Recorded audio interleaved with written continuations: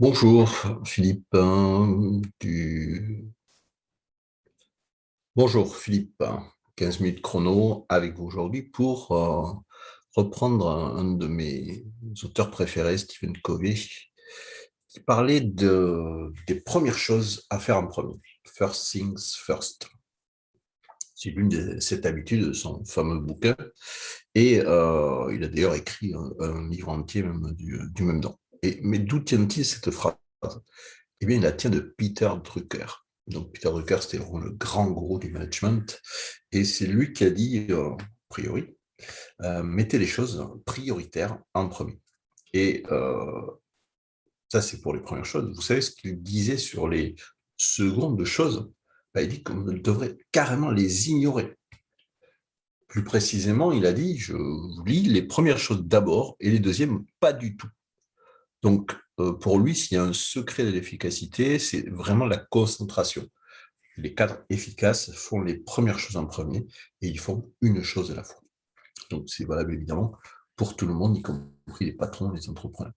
Le fait est qu'à un moment donné, il n'y a qu'une seule chose importante à faire. Et c'est ce que font les meilleurs d'entre nous.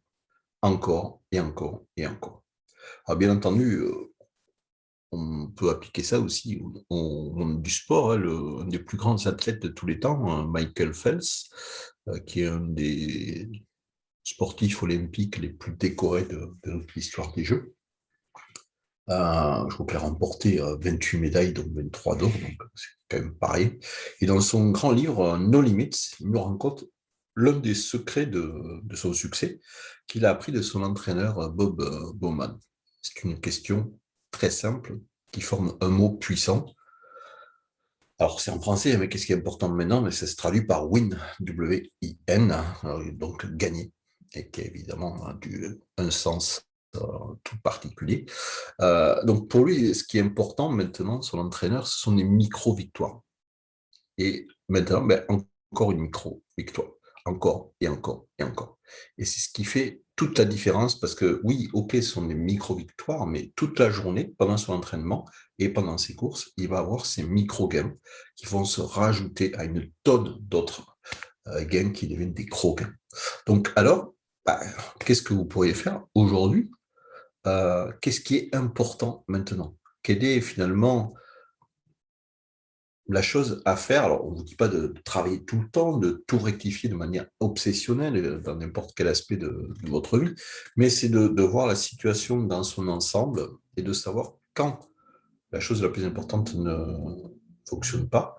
Et bon, passer à des choses aussi qui sont plus simples, comme par exemple, voilà, couper votre technologie, reconnectez-vous avec votre vrai moi, votre famille, les choses qui comptent.